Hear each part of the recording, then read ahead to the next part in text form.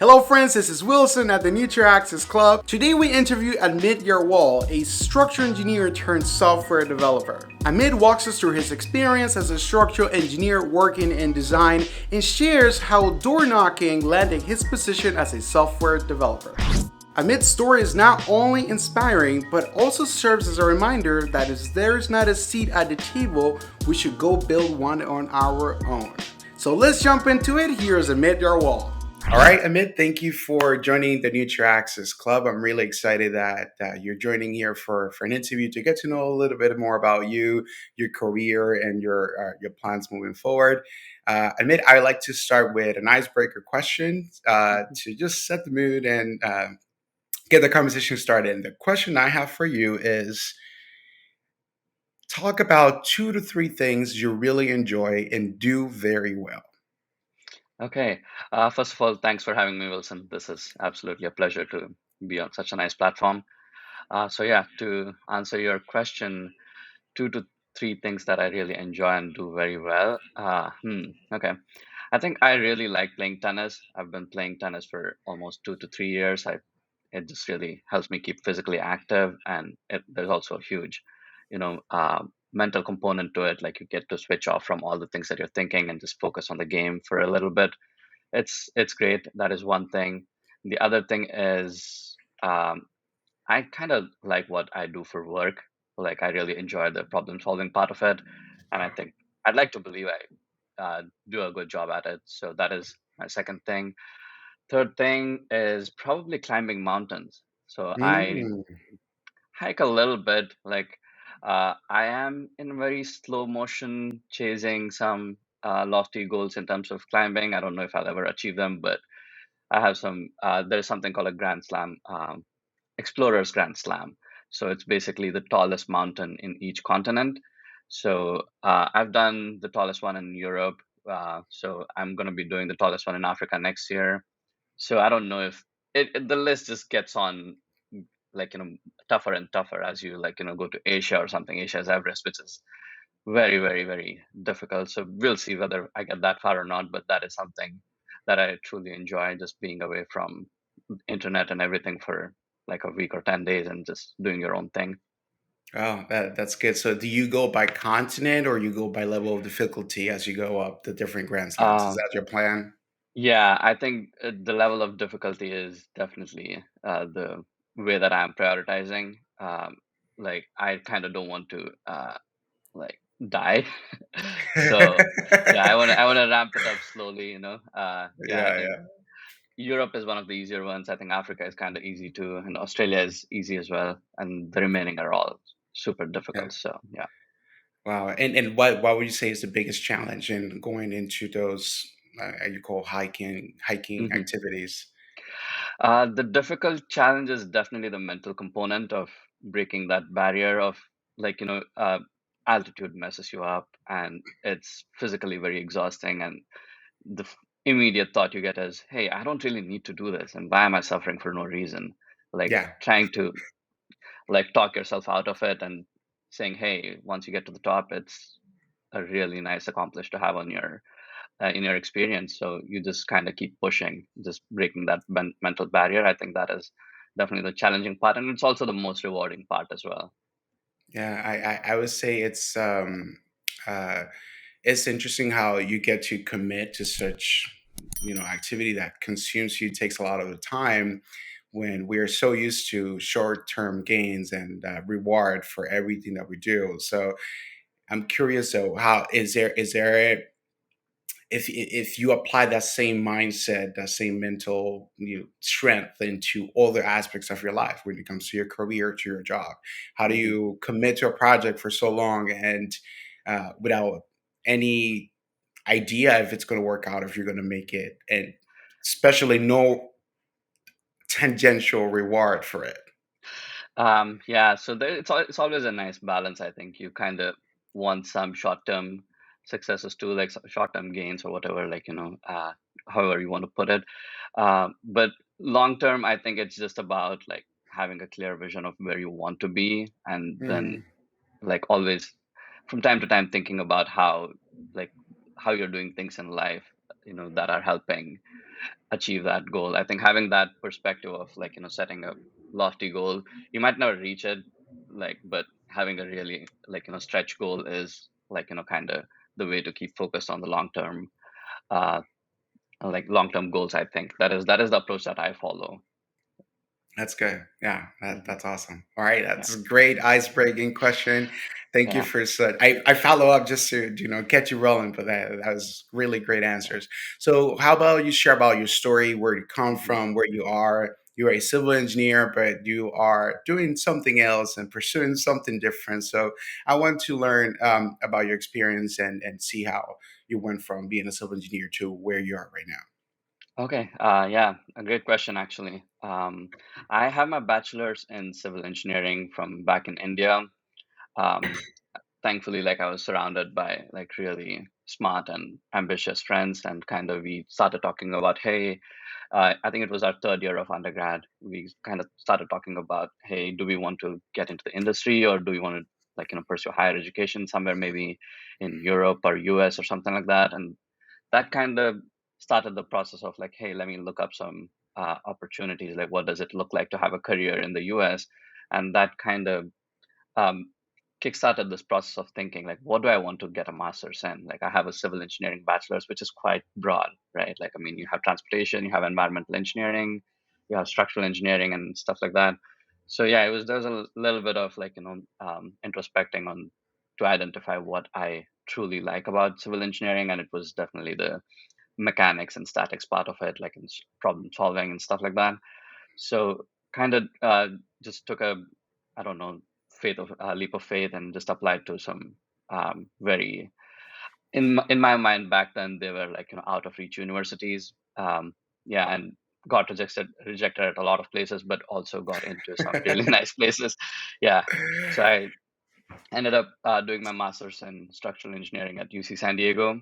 Amazing university. Like, um, if there are any civil engineers or prospective structural engineers watching this, if you're thinking about getting your degree at UC San Diego, just go for it. It's a great school, and they have an amazing shake table. If you have any aspirations on working in earthquake or hurricanes, it's an Yeah. amazing place. Yeah, so that happened, and when I went to UCSD, like, it was completely different, man. Like, I mean, every civil engineering undergrad knew how to code. And in my first quarter, the first assignment was, I think it was advanced structural analysis, and you had to do matrix analysis in MATLAB. And I'm like, I'm not written a single line of code in my entire life. I don't know what I'm going to do. This is just way too overwhelming.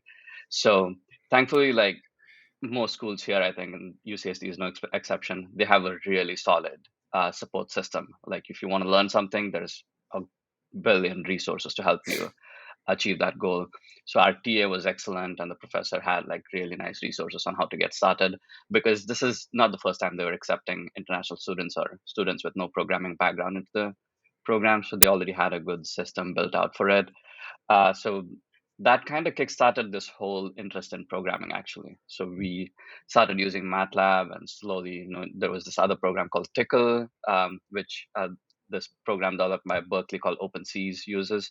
Mhm. So um, during my coursework and stuff like that at UCSD, there was a lot of coding in general, but we were also like coding engineering problems at the end of the day. Like, it was all about engineering, and coding was just a tool to get the results you wanted.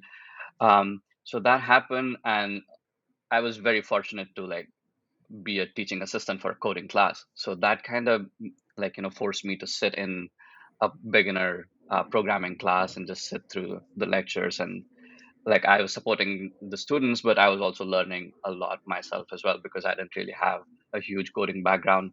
So I think that was really like a lucky break, like, right place, right time. So that worked out really great. And then after I graduated, I moved to downtown LA. I started working for uh, one of the one of the big structural engineering companies in Los Angeles, mostly focused on like high rises and like large wood over podium buildings. My team specifically did a lot of wood over podium structures. So I did that for about 2 years. I got my PE, and then I decided, hey, maybe I'm happy doing design, but I kind of really liked programming when I was in school, and I don't get to use that at all. what if I can do structural engineering, but also like explore my interest in coding? And that is when I reached out to Risa. Initially, actually, I think I reached out in March of 2017, I think, and it was Amber actually who said, hey, we don't have any openings right now. But we'll reach out to you if there are any openings. And I just thought, you know what, that's just a boilerplate answer for what companies say when they don't want to hire somebody. And I'd kind of given up. But she wrote an email back like 6 months later saying, hey, we have an opening now. Are you still interested? And I was like, yeah, I was like so thrilled. I was like, yeah, I'm just getting about to get my PE as well. So this is going to be like a great stopping point for me in the design industry. So and thankfully the interview worked out, and it was, yeah, that's how I ended up at Risa, like, now coding all the um, features for Risa programs. That is great, and there was an Yeah. opportunity. You pursued that opportunity, and the opportunity came to you. So it's great that when you go, door knocking, and the door Hmm. opens up at some point. We think that the Yeah. door has to open right away, but it's not. It's Yeah, not. That's not how the world works. So it's definitely. great that Yeah. you found that opportunity. But I'm Hmm. curious. So do you do any boot camp or anything in between the time you decided, hey, I want to go into programming, and then Yeah. eventually get a job? So I didn't specifically do any boot camps, but I did something similar. Like there's a lot of these websites which let you build projects on your own and whatever, like, programming language that you use. So I Hmm. was mostly on these platforms. My goal was to like build a complete project. So I kind of feel good about like actually building something. um, I experimented a lot of with a lot of courses on Udemy and stuff like that, which were just very super educational and academic.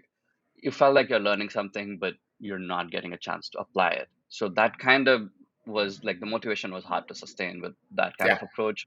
So it was mostly like, just let me just get started on a project, struggle through it, and just YouTube stuff like, hey, how do I do this? How do I do this? Yeah. And just try and get something completed. So that sense of completion kind of really motivated me to like, say, hey, maybe I actually really do enjoy this, and this wasn't just some, you know uh, trendy thing that I was trying to follow. Yeah, so it So just sounds like a lot of trial and error to see what will stick, and definitely, yeah. Like I kind of knew what my target companies were. Like, I mean, you're in the industry, so there's not a yeah, whole lot of companies that do what we do, right? So hmm there's only so many companies, and I kind of knew what kind of skill sets yeah, they look for. So it was like a very narrow and niche things that I had to train for. So it wasn't too. I wasn't spoiled by options, so that was a yeah. good thing.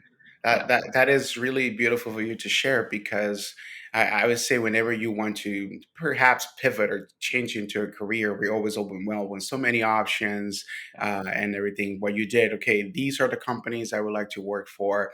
These are Hmm. the skills that they're looking for, and you actually trained for that for, I guess, a couple of months, Hmm. and why not eventually, be a potential candidate. So that is great that Hmm. you did some engineering, some backwards engineering there, did that, got Yeah. a formula. If they want X and I have Y, how do I get Hmm. Yeah. to X? So that is really great. Yeah. Was there? Go ahead. No, I was just going to say that is definitely how I think for people watching this, looking to pivot, I think that is kind of how you want to do it. I think, in my opinion, having pivoted like successfully once, there's always going to be people who are more focused than you. So focus is very important. You can't be trying 20 different things. Like, hey, I'm interested in, I don't know, like XYZ and Yeah. ABC. Just pick your thing and just go all in. Yeah. Yeah, and it's interesting though how because learning about your story and I put myself in that same situation. For me, it would be really challenging from going from your country back to another country to do a master's in structural engineering. Spend Hmm. what, a year and a half? I don't know how long your program was. Then eventually get a job in design, 2 years, and after all this investment, all this time to study, and all of a sudden say, hey, I want to do programming, Hmm. even though you're still in within the structural engineering area. I would have thought a lot about it because I have already invested so much into a degree that I potentially not going to use on a daily basis, and Hmm. it's interesting how you found something interesting to you and you were able to stick to it despite having just completed something, and Hmm. it goes to show that a lot of us perhaps. limit ourselves because we did something in the past and we had to stick into that. For instance, I did Hmm. civil engineering for my bachelor's, and for the longest, I thought all I have to do, all I could only do is civil engineering. But you learn so many skills, um, so many knowledge, so much knowledge that you get from those degrees that you can apply to any other industry or market out there. Problem Yeah. solving, you mentioned, where Hmm. which job do you not solve problems for? So it's Exactly. a great Yeah. skill that that we learn as an engineer, and the ability to how to think and actually apply to other areas. There's no Hmm. limit. I just wanted to Yeah. say, if Yeah. anybody listening, there's no limit to that. But I'm curious, was there anybody that you look up to as you did this journey from structural engineer to programming? Was there somebody that perhaps already went through this path that probably influenced you to actually pursue it? That's a very interesting question. I That was my first uh, thought as well. Like, hey, let me find somebody who's done this. Like, when I decided I want to explore my interest in uh, like computer science. Um, it was actually very funny. I reached out to a few people in Bentley, and nobody responded. Like, I wrote such a nice email. I like to think it was really very nice and thoughtful. I just told them, hey, this is this, like, I'm a structural engineer in the Mhm. industry. Like, I think, I have a little bit of programming background through my master's, and I'm trying to explore and da da da. I just told them, and I think I'm messaged three people on LinkedIn, and nobody replied. And I'm like, you know what? Maybe I don't know. Uh, I don't probably like the culture that, like, they're not even willing to respond. It was kind of weird. Like, that kind of was a red flag for me. But I did message a couple of people at Risa, and both of them replied. I'm like, okay, this is very promising. And like, even though I didn't know whether I would get into Risa at all, but I was like, you know what, I actually like Risa more than Bentley now because of this. Um, yeah, I reached out to one of our former employees. He doesn't work at Risa anymore, but he was super helpful. Like, he was, again, like, a lot of engineers who joined Risa before me, like even the programmers, we all had background in civil engineering, and then we made the move to programming, right? So Mhm, it was a team full of those people, and yeah, like, I think it was really eye opening seeing uh, like, other people have done it in the past, and also, like, getting some sort of validation as to, like, hey, you're not crazy. It's fine to transition, do this way, and you won't get stuck out in the middle of nowhere, especially because as an international student, right? Like, I'm on a visa. Like, I have, like, very strict rules about my visa. Like, I can't be unemployed for more than 60 days or whatever. Like, otherwise, visa the terms of my visa are violated or whatever. So there's a lot of external pressure to it. It's not just about, like, oh, let me just go pursue my interest. Like, you kind of need to worry about the logistics of how things will work as well. So that kind of talking to somebody who was on a similar visa as me, who's done the switch, was really helpful. And I'm really glad, like, he was such an open person that he was willing to communicate with a total stranger who had similar interests.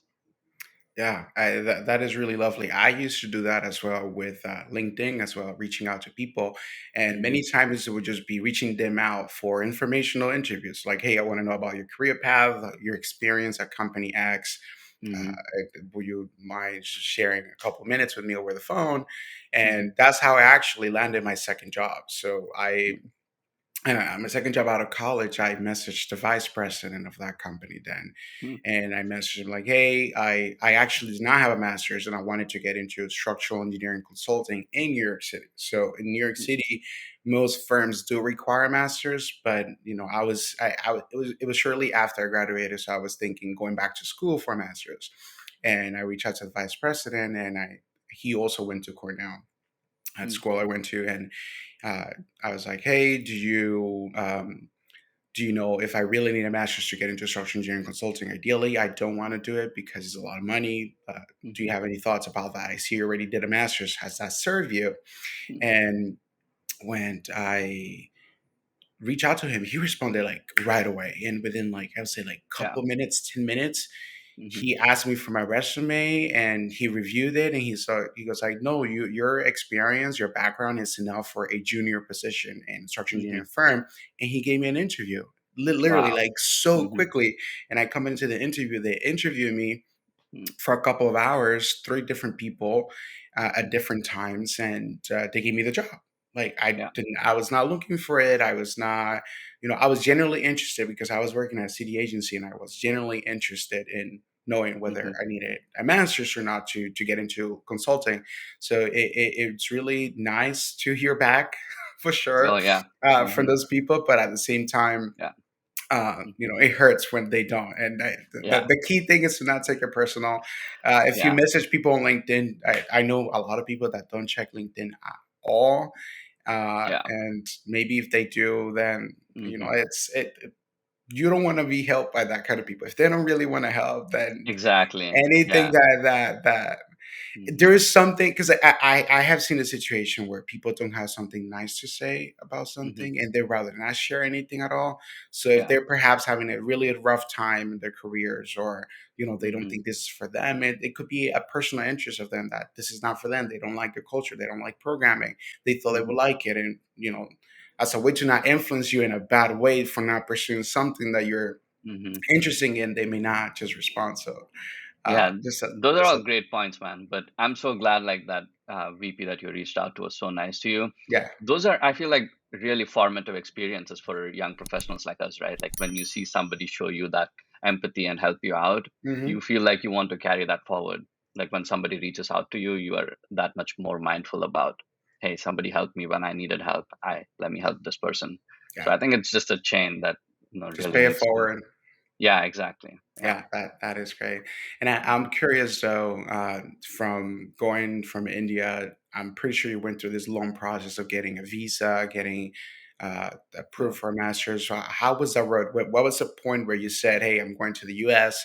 to pursue a Hmm. master's"? I'm sure you applied to other master's programs in different countries, but how do you go from graduating from bachelor's and deciding to go ahead? Because I personally, like, not even, I was 21 when I graduated from college.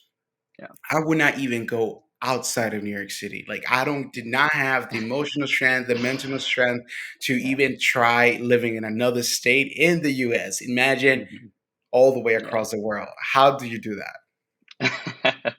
Yeah, when you put it that way, it does really look like, I did something like, it something crazy or anything. But having said that, it's also like a very fortunate thing to be from India because a lot of Indian people have already done what I've done, right? So there's thousands of examples to follow. I can totally see how, for from an outsider perspective, it might look like, oh, you just moved countries and like you just went into unknown territory, and it is true to some extent, right? Like you are making a huge change. Actually, like my first ever time on an airplane ever was my flight from my town Bangalore to San Diego. I'd never been on an airplane before, so it was literally that Wow. was the first time flying. That's a So it long was flight. it was a long flight. Yeah, I was very young back then, so yeah, I didn't have any issues with body ache or anything like I do now. But um, yeah, so like going back to how it all happened, right?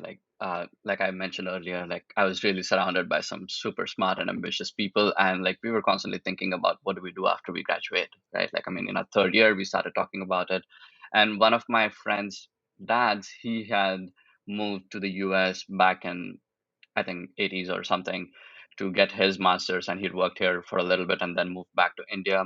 So he kind of knew how this whole process works. Mm, So, and I think that was like a really good connection for me to like, figure this whole thing out.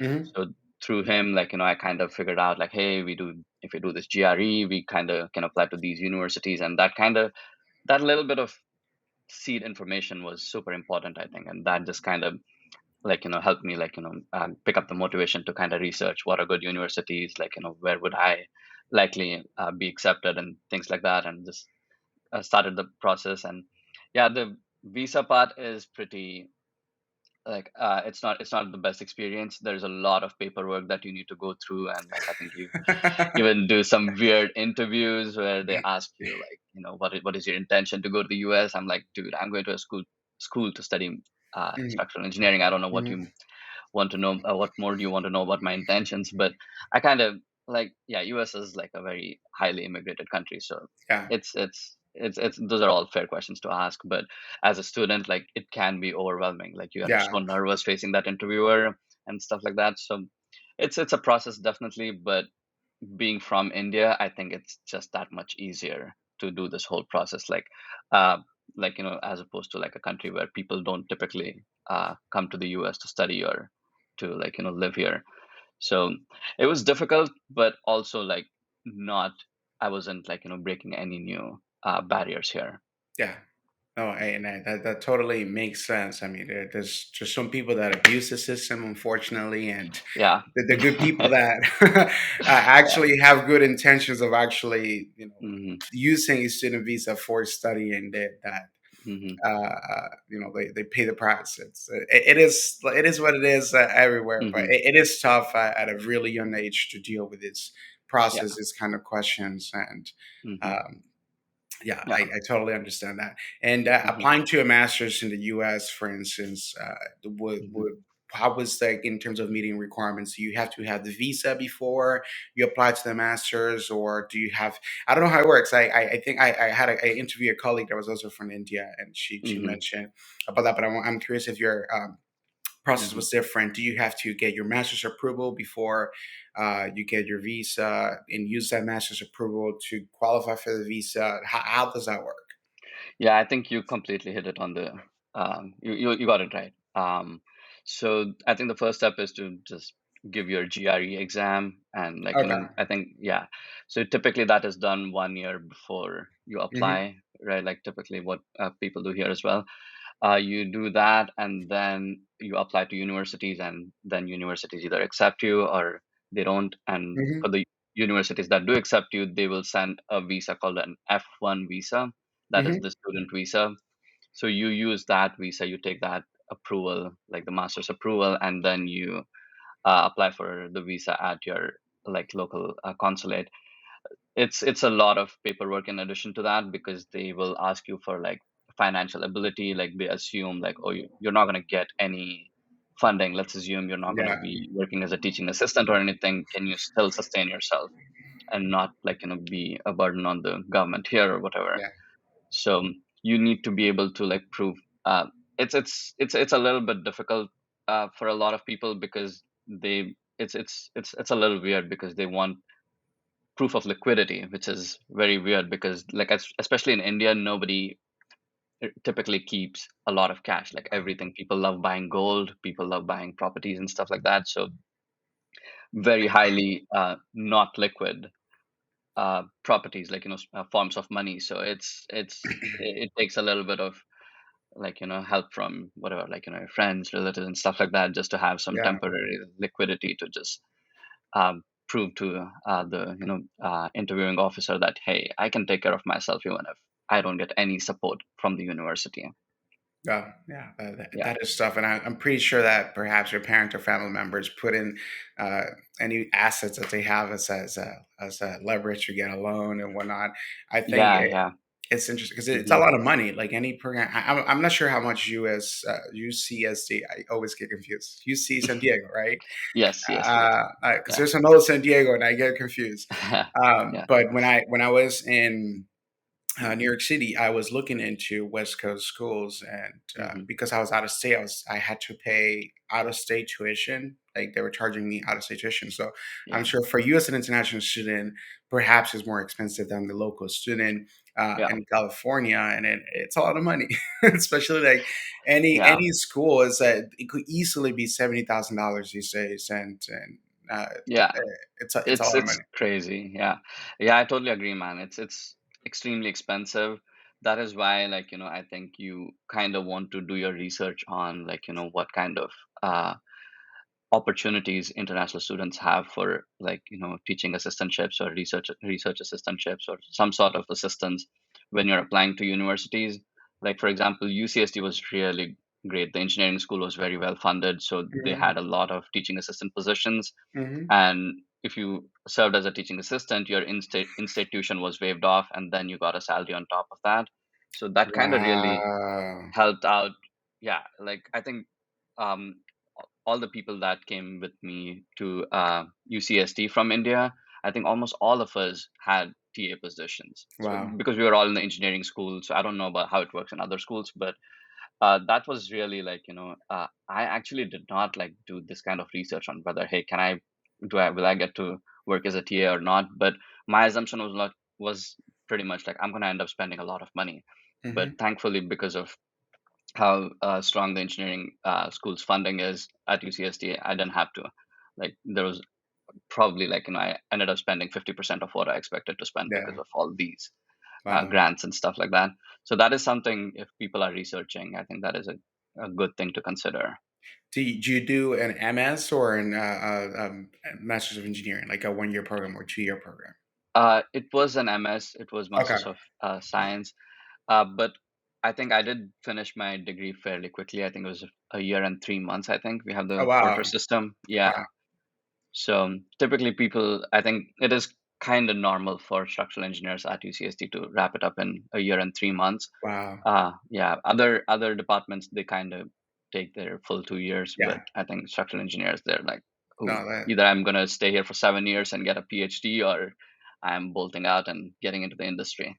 Yeah, I have Yeah. heard a lot of people who won't pursue an MS because there's usually a Hmm. 2 year commitment compared to an Hmm. M which is a 1 year commitment. But the thing is that an M or a 1 year program, they don't offer those teaching positions. So that's why I'm asking you.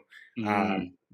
and Yeah. about that because I was definitely doing my research and I didn't want to do a MS. I just wanted to do a 1 year program, get my master's degree, and then get into the industry, like you said. Hmm. But it's really good that you share that, even though it's technically a 2 year program, you can wrap it up at UCSD in a year, 3 months. So for Hmm. anybody watching and listening to this, definitely Yeah. consider that in part of your research. But now Hmm. you did civil engineering for your undergrad, then you did a Hmm. master's in structural engineering, then you did Yeah. some programming, learning Hmm. time, and then you got into programming now. But now you're pursuing an MBA. How do you go from all this whole thing Yeah. Hmm. about Yeah. doing something structural engineering focused programming, then an MBA? Is Hmm. it that you want to pivot into another industry, or you want to get more into management of projects and Hmm. whatnot? Yeah, that's a great question. I just love school, man. I'm probably gonna get a medical degree after this. Yes. No, the thing is, I think I kind of always knew where I want to end up, probably like later Hmm. down in my career, and I think this MBA is definitely going to help me get there faster or even more informed. So I kind of decided probably like 2 or 3 years ago, I started thinking about an MBA. Like I know, like, I'm going to be in engineering for next few years. Like I don't plan to move away from engineering, but I'm also doing like a fully employed MBA, which is pretty much like a part-time MBA. So it's extends over like 3 years.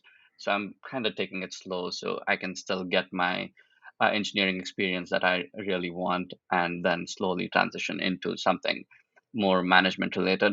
It's funny because I don't really, at least at this stage of my career, I don't see myself wanting to manage people, but I would definitely want to manage more products or strategy and those kind of things. So that is kind of what my MBA is all about. Like I'm focusing on technology management, and I think there's a lot of utility that I can bring to RISA as well from the Yeah, program. So I'm still like very young in the program, so I'm still trying to exactly figure out my roadmap for my MBA program. But yeah, like I don't plan to switch out of the industry anytime soon. It's just like another thing that'll help me like be more productive and kind of yeah, push me towards my long term goal of like wanting to like manage products and stuff like that.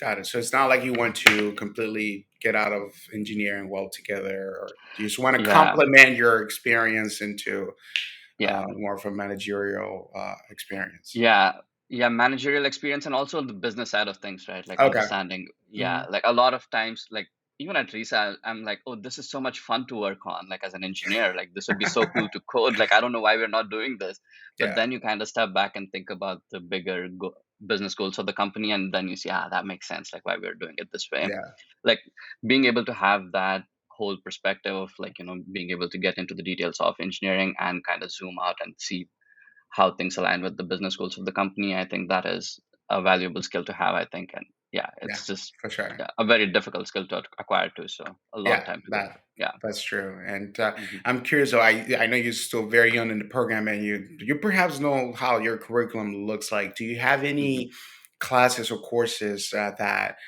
relate more into relationships? So you say management is not just getting things done; it's also how you deal with people on a daily basis, because you probably get to Hmm. manage a team of Yeah. people, and people are Hmm. hard. It's hard to deal Yeah. with people. How is there any classes on things like emotional intelligence, psychology, Yeah. Hmm. or people skills that in your Yeah. program? There's a lot of classes like that. Like, I think we had one of our core classes, the mandatory class called organizational behavior. It's Hmm. basically like a study of how, what motivates people and what are the right incentives to provide for people, and just studying the psychology of people at workplace. So it was a very good class. Like, Hmm. there's a lot of a very active research field as well, organizational behavior. So they're like uncovering a lot of things, and with COVID happening and people like moving to like remote work and stuff like that, a lot of your organizational like behavior and like the techniques to motivate and incentivize people to like be at their productive best, they've all changed quite a bit. So I think it's a very good very active research field, and there's a lot of soft skills courses that are offered at UCLA. Yeah. Got it. Wow, that's pretty good. I Hmm. used to think that those programs would be just more theoretical in nature, and to get you to do business stuff, business models, analyze things Yeah. like that, which I'm sure is Yeah. part of the program. But I didn't think that it Hmm. would actually put an emphasis on those skills that are much needed when Hmm. dealing with people at all, because people are different. People are very diverse. So, uh, 100%. Yeah. yeah. Yeah. Like, I mean, I think people are even ultimately what make businesses a success or a Hmm. failure, right? Like, understanding how people get motivated and like designing the right incentive structure and stuff like that is very crucial to any organizational success. So yeah, I think it's a big part of business schools, I think these days. And also I think business schools are tend to be a little more agile, I think, than engineering schools. And from what I've from my experience, like uh, in structural engineering in UCSD versus UCLA here, like there's a lot of change from like quarter to quarter depending on previous student feedback on, hey, this worked or this didn't work. It's Hmm. very agile that way, but I think engineering is definitely much more structured because it's definitely more of a science, and I think business, you're trying to teach more of very practical things, so it's a different study, I think. Yeah, that's great. And I'm curious, Hmm. so with all these things that you have going on, your job, your MBA program, how do you balance Yeah. relationships? How do you balance time for Yeah. yourself, time to play tennis, time Yeah. to eat healthy, all of these things that Hmm. you should do Yeah. to be, Yeah, it's satisfied? How do you handle all of that? yeah, it's definitely a challenge. I think the first 3 months was extremely hard, and I was all over the place. Like I actually have access to a career coach, more like a Mm, life coach through mm, UCLA program. So basically, like since a lot of people who get into these part-time programs struggle a lot with like time management and stuff like that, so they have a formal program to kind of help people guide through it. So that's mhm, been super helpful. I really lucked out with my mentor. I think he's a great guy and he's been super helpful. um, so I think it all comes down to prioritization, right? Like at first you're so excited, hey, I'm getting into an MBA program, I want to do everything. And then slowly you realize you only have so little time because you're already working 40 or 45 hours a week on your full-time job. And mhm, it's not just about the hours, it's also about the mental energy that it consumes. So yeah, there's very finite amount of energy, and then that really makes you think like what's truly important to me. What are like the three things that I want to get out of this next 3 months instead of like focusing on 20 different things. Let me just ignore those 17 things. I'm not super happy to ignore those 17 things because I kind of had some interest in them, but these are the top three things that I'm really, really interested in. Let me just focus on these. So I think, yeah, very practical and ruthless prioritization. I think that is very key. It takes a while. It's not easy. And yeah, relationships definitely do, like, suffer a little bit, because like I have classes on weekends. My Saturdays are fully UCLA days. So yeah, I don't have any free weekends.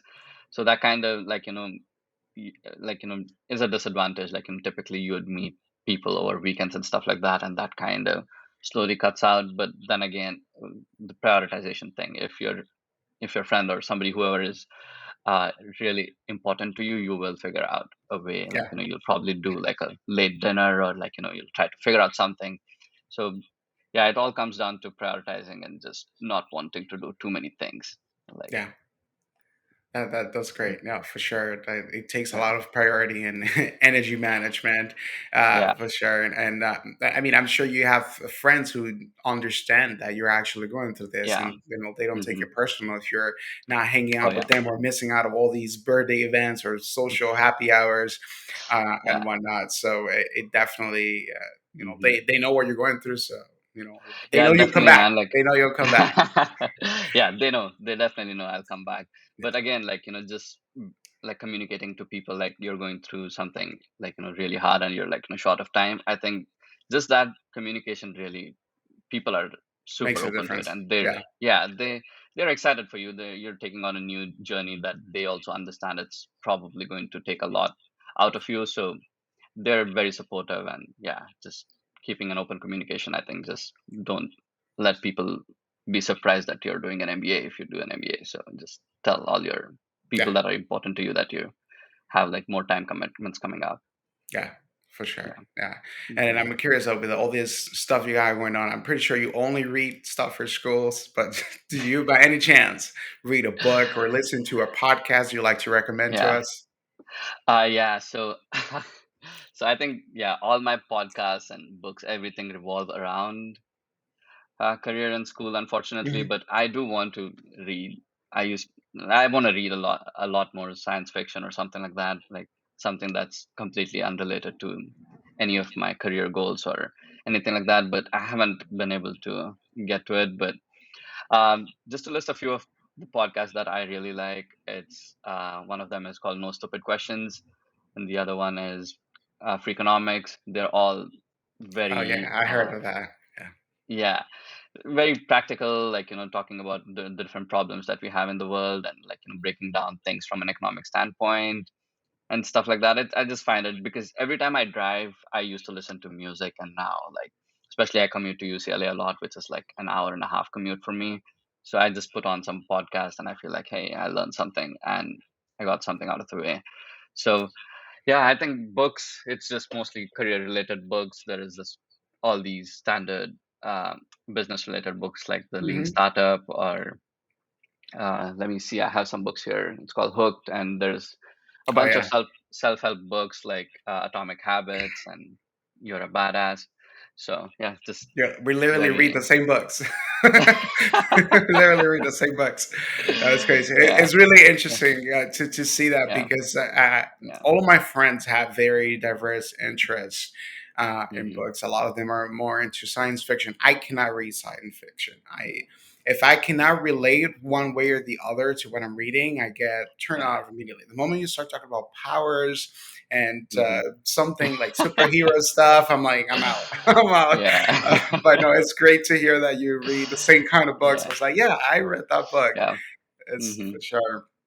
Yeah, Pretty. yeah, man. But like, even in business school, they recommend that you read a lot of science fiction. Kind of Hmm. helps you like keep your perspective fresh or whatever. But I've Yeah, been trying, and I have the same problem as you. But also, I haven't been a great reader all my life, and it's just I typically never read a lot. So this is something definitely new for me in the last 2 years. I just picked up reading, and I hope to, like, be able to read more fiction, or at least, if not science fiction, some sort of fiction and fantasy. yeah, yeah, for sure. Hmm. Yeah. I'm sure you get through it. Yeah, hopefully. I just can't believe it. I have really hard time believing stuff, Yeah. for sure. But no, yeah, Hmm. this is a great share. Do you have any advice for people who perhaps want to be structural engineers, programmers, or pursue an Hmm. MBA? Any sort of wisdom that you want to Yeah. share? Mm-hmm. Like especially like for people who are still deciding if engineering is for them or not, I think like just if you're a curious person by nature, I think engineering is a great place for you. And I think like people get through engineering journeys in very different ways. Like I know like people who struggled in school with me today are like excellent engineers. Hmm. Like it's like your first year of like engineering does not define how your engineering career is going to go. If you're struggling with school, doesn't matter as long as you know that you're like very persistently curious about things. Engineering is a great career for you. So don't worry too much if you're struggling initially in like college or whatever. It doesn't really matter. Just Hmm. keep at it and it'll just work itself out. Like I think that persistent curiosity is what is more important for like successful career than like having a few successful like a few A's on your grade sheet or something. Yeah. Yeah, that is pretty much my advice. And just No, yeah, that's just great. No, that's great, and it's really great advice because I wish I heard listened to that advice when I was in yeah. college. I always share this. My first year GPA was a 2.4, and I almost Yeah. quit. Like I was like, this is not for me, and it just Mm-hmm. happened to be it was a language barrier. To me, I Mm, didn't understand too much, and that's the situation a lot of international students. I was an international yeah. student, but Mm, because I had a green card, but I literally just had just come from the DR to move to the mm-hmm. US.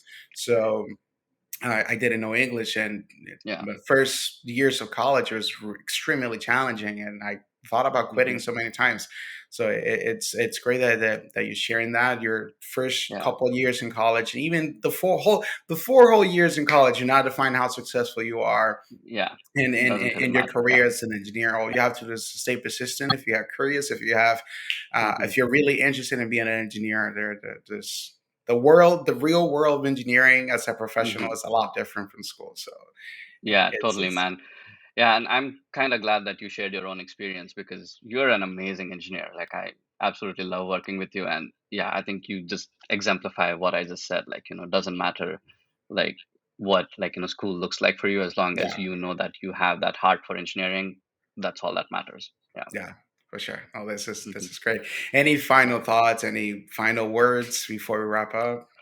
Uh, no, man, I think this was really lovely talking to you, and it's been such a wonderful conversation. So thanks a lot for having me, and yeah. For sure. Thank Hmm. you. No, I truly appreciate Yeah. your time for Yeah. joining and being vulnerable and sharing all these things with us. So Yeah. I truly Yeah. appreciate it. Thank Yeah. you My so pleasure. much. Yeah. Yeah. Thanks, Wilson. All right. Bye bye. Bye.